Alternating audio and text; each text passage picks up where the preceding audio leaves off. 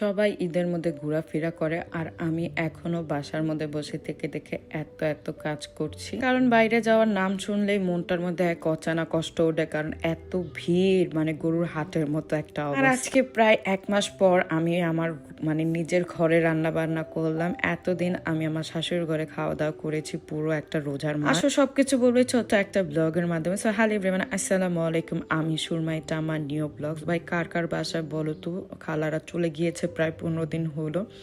আমার এমন একটা অবস্থা, আমার খালা চলে গিয়েছে, মানে আমার বুয়া খালা চলে গিয়েছে, প্রায় 15 দিন হয়ে গেছে। ঈদের 1 সপ্তাহ আগে সে ছুটি নিয়ে চলে গেছে, ছুটি কি না বলেই চলে গেছে। এমন একটা অবস্থা, কি যে আমি বিরক্ত ফিল করি এই জিনিসটা না বলে চলে যাওয়াটা, মানে বলে বোঝানোর মতো। তাকে আমি বকশিস আর কি জানি বলে বেতনটা দেওয়ার সাথে সাথে পরের দিন থেকে সে পুরো হাওয়া হয়ে গেছে, তাকে কোথাও খুঁজে পাচ্ছে। গ্রামে গেছে তো গেছে, আসার কোনো নামই নাই। আর এখানে পাবদা মাছ ভাজতে গেলে এমন করে কে দৌড়াও আমার মতো বলো তো ভাই। পাবদা মাছ এত ফুটে বলে বোঝানোর মতো না।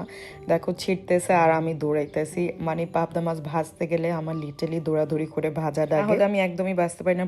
প্রথম ভয় পাইতাম না, একেবারে চুলার সামনেই দাঁড়ায় থাকতাম। পরে যখন ছিটা খাইছি তেলের, তখন বুঝছি যে না, এই পাবদা মাছ আসলেই খুব ভয়ঙ্কর একটা মাছ। জন্য এটা ভাজতে দিয়ে আমি 10 কিলোমিটার দূরে দাঁড়ায় থাকি আর দেখি একটু ছিটাটা কমলে আবার সামনে এসে আরেকটা দিই, এমন একটা অবস্থা। আর ভাজা খুব করেই, তাই একটু বেশিক্ষণ আমি মাছটা রেখে দিই। আজকে পাবদা মাছ আর হলো আলু ভাজি ছোট মাছ দিয়ে করব। তো অলরেডি আমি কিন্তু রান্না বসায় দিছি, এখন পাবদা মাছ ভুনা করবো, জাস্ট এতটুকু। প্রায় 1 মাস পরে রান্না করতেছে, এত উজবিজ রান্না লাগতেছে। তার মধ্যে খালাও নেই যে আমাকে সবকিছু কুটে কাটে দিবে, সবকিছু একা আমার করতে হইতেছে। আর যখন দেখবা কাজ করার লোক থাকবে না, নিজেকেই সবকিছু করতে হবে, তখন মনে হয় কাজ ডে বাই ডে বাড়বে। যেমন দেখো, যতই চেষ্টা করি যে না কম একটু সবকিছু করব, একটু সেভলি কাজ করব, ততই দেখি কাজের পাহাড় হয়ে যায়। কখনো আমার চুলার পাড় কখনো মোছা লাগে না, কিন্তু আজকে কাজ করার পরে মনে হলো যে না, চুলার পাড়টা না মুছলে ভালো লাগবে না। একদমই অবস্থা 12টা বেজে গিয়েছে, জাস্ট 2টা জিনিস রান্না করছি আর অবস্থা এত খারাপ। আর ফ্রিজে রোস্ট এগুলা ছিল, এগুলা সব দিয়ে দিচ্ছিলাম, কারণ এগুলা খাবো না আমি, শুধু রেখে লাভ নেই। আর আমার ফ্রিজটা পুরো ফাঁকা হয়ে গেছে। আমাকে টুকটাক বাজারও করতে হবে, বাসায় বাজারও শেষ প্রায়। আমি ইদানিং বাজার করি নাই, কারণ এতদিন তো আমার শাশুড়ি ঘরেই আমি খাওয়া দাওয়া করেছি। আর এখানে ভাতটা যাও হয়েছে কিনা এটা দেখতেছিলাম, কারণ আমি নরম ভাত খেতে পারি না। আর এখানে শ্যামাই ছিল, টুকটাক এগুলা সব ফালাই দিতেছিলাম, সবগুলো এখন জাস্ট ক্লিন করে ফেলবো। যেহেতু খালা নেই, সাথে কাজ করে ফেলে কাজটা একটু কমে আসে, তার জন্য চেষ্টা করতেছি সব কাজ দূরত্ব করে একটু রিল্যাক্সে বসবো। কিন্তু রিল্যাক্সের কি কোনো কিছু আছে বলো? রিল্যাক্স বলতে কোনো শব্দই নাই বিয়ের পরে, কাজ আর পেরেশানি হলো সবকিছু জীবনে। যাই হোক, এটা নিয়ে তো বাঁচতে হবে, কিছু করার নেই। বিয়ের মজা তো এটাই, তাই না বলো? কাজ করতে হবে। যারা বিয়ে করার জন্য ফালাও, তারা তোমরা বেশি করে আমার ব্লগ দেখো, তাহলেই বুঝবে। আরো 5 থেকে 6 বছর আগে আমি একটা কাজও করতাম না, সারাদিন শুয়ে বসে থেকে দিন পার করতাম। আর এখন নিজের কাজ নিজে না করলে ভালোই লাগে। সবচেয়ে বড় একটা অভ্যাস খারাপ হলো, সবকিছু ক্লিন পারফেক্ট থাকতে হবে, তাহলেই ভাল লাগবে। না হলে আমার কেমন উজবিজ চুলকানি টাইপের একটা রোগ আছে না, এমন রোগ হয়ে গেছে আমার ক্লিনের অবস্থা। মানুষের থাকে শরীরটা চুলকাইলে ভাল লাগে চুলকানি, আর আমার হলো ঘর বাড়ি ক্লিন থাকবে, তাহলে আমার ভাল লাগবে। না হলে মন মেজাজ আমার একবার 420 হয়ে থাকে, একদমই শান্তি পাই না। আর এখানে আমার ছেলের খাবারও আমি বসায় দিলাম ওকে, যেহেতু রাতে আমি সেরেলাক্স খাওয়াই, তার জন্য এখন ওকে আমি সেরেলাক্সটা বসায় দিলাম।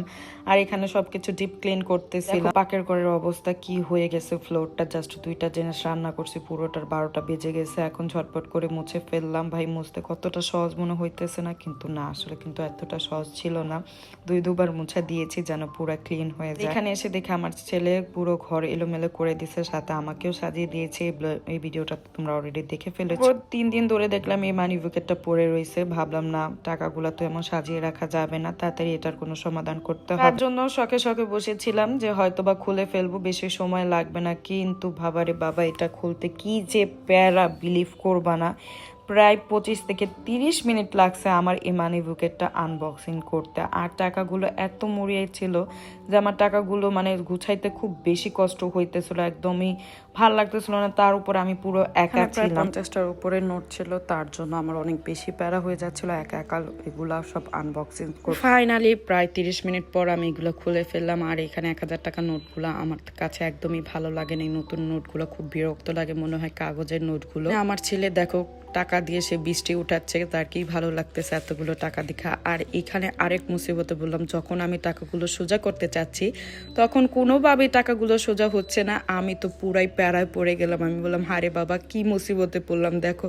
এই যে যাতাযাতি করতেছি, এই যে এত কষ্ট করতেছি, কোনোভাবেই আমি নোটগুলো সোজা করতেই পারতেছি না। একবার গুনে নিচ্ছি যে আসলে ঠিকঠাক মতো 10,000 টাকা আছে কিনা, তারপর দেখলাম যে না, ফাইনালি এখানে 10,000 টাকাই আছে। তারপর চলে গেলাম ঘর গুছানোর জন্য। আর এই যে দেখো ঘরের কি অবস্থা করে ফেলছে আমার ছেলে। ভাই ঘর যে সারাদিন কতবার আমার পরিষ্কার করতে হয় আমি নিজেও জানি না। যদি এগুলার পরিষ্কারের ভিডিও তোমাদেরকে দেখাই তোমরা নিজেরাই খুব বিরক্ত হয়ে যাবা যে সারাদিন মানুষ কিভাবে পারে এত ঘর পরিষ্কার করতে। আর হ্যাঁ, সে নোংরা করলে কি হবে, সে কিন্তু আমার কাজের সাথে খুব হেল্প করে। তাকে কাজ করতে বললে সে কিন্তু কাজ করে, কখনো কাজে নিয়ে অলসতা অত বেশি কাজ করে না। টুকটাক কাজের কথা বললে করবে, বেশি কাজের কথা বললে না শোনার ভান করে সে চলে যাবে, এমন একটা ভাব দেখাবে। আর দেখো ঘরের অবস্থা মনে হইতেছে কত বছর ধরে জানি ঘরটা ক্লিনই করি না। আমি সন্ধ্যার সময় আমি পুরো ঘরটা ক্লিন করে রান্না করতে গিয়েছিলাম, এসে দেখি ঘরের এই অবস্থা। আসলে কি বা করবো বলো, একা একা সারাদিন ও বাসায় থাকে, কিছু করার নেই। তার জন্য ওকে যা মন চায় তা করতে দেই, যেন একটু আমাকে কম জ্বালায়। আসলে বাচ্চারা সারাদিন বাসায় থাকে, কি বা করার আছে। ছোটবেলা তো আমরা বাইরে খেলাধুলা করতাম, ঘুরতাম ফিরতাম, অতটা পেরেশানি হতো না। বাসার বাচ্চারা মানে মুরগির ফার্মের মতো সারাদিন ঘরেই বসে থাকে, কিছু করার। যাই হোক, ব্লগের কিন্তু শেষ পাটে চলে এসেছি। আল্লাহ হাফিজ।